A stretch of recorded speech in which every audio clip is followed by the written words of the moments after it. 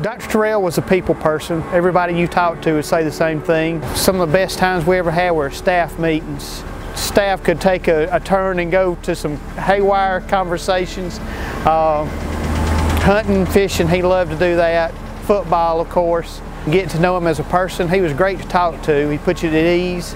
Clemon Terrell was very unique to me. He was a very well-known person. As a supervisor, director, I couldn't ask for anyone better. I mean, the staff meetings we used to have, he would always come up with things we could never figure out where he got them from. Dr. Terrell was just that guy. He's been a great teacher. He's taught me a lot of things in life about not allowing things to just disturb you and about maintaining your peace. That's one thing that he always says, just don't let people disturb your peace. You know, if you can do it, just get it done. He was, first of all, a friend, and next a colleague. First thing I remember about him, he ever come over, whenever we sit down and spoke, he had that infectious smile. You couldn't miss it, and he had that deep, hearty laugh. And the first thing, before he talked about anything else, he was going to talk about his children. He was going to talk about his family and how well his children were doing. But he was a family man. I called him Clem because he was a friend and a boss. He told me when he hired me that if you love what you do, you'll never work another day in your life. And I was fortunate enough to have that experience. The one thing that resonates with me and that I hope that I can continue to somehow fill those big shoes, they call me the little twin. We often wore, these are our uniform shirts. And luckily I got to pick them out. So me and him had the same color shirts. And we'd have staff meetings on Wednesday. And I would show up, oftentimes right at the time of the meeting. And we would have on the same shirt. And I would tell him that I hated being the little twin.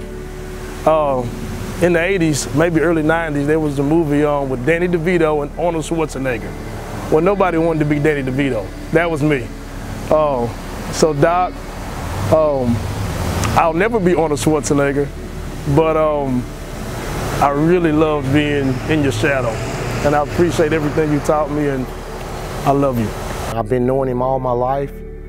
I met him when we was young boys, very young. We was playing on the playground, so we go all the way from riding bicycles, and we rode bikes now. We could ride bikes all over town, ride them to Sheep Blow. We'd ride them to Paul B. Johnson. We played ball together. I can remember us playing ball, and I wasn't quite as great as Doc. Doc had them big old legs, but Doc told me, he said, Jay, you better not try to run it up there no more. You a quarterback, and you pitch it out to me. And he cleared that in all the way out. So I just want to say that I'm going to miss you, Doc, and I love you. Now I've been knowing Clem for so long, playing football at the high school and then at USM. You know, he's the same kind of person from the time he was a little kid until, you know, being a dad and an adult. He's been the same kind of attitude. I mean, strong personality. We had a great opportunity to learn and to grow with him and his children. He turned out to be an excellent father, excellent husband, excellent person for the community. I miss him. You know, I worked with Clemon for close to 2 decades. And, you know, Clemon, he was more than a boss. He was a very good friend. He's a great confidant. He was a great mentor. You know, he taught me a lot about, you know, work is important, but family and life is an even greater importance. Dr. Terrell meant more than a friend to me. He became a mentor like he did for so many. He became this big brother, and he actually became a family member. This guy was so instrumental in my life and in my career, and you know, he installed a spirit in me that will last forever. When you weigh the impact of one's life, the real test is how long that person lives after they're gone. And when you consider the hundreds and thousands of people who were impacted by Clemon Terrell's life, either through a friendship or a mentoring relationship or through his work at Parks and Rec. It's very clear that Clemon Terrell will live on for generations. And we are a better city and better people because he was here.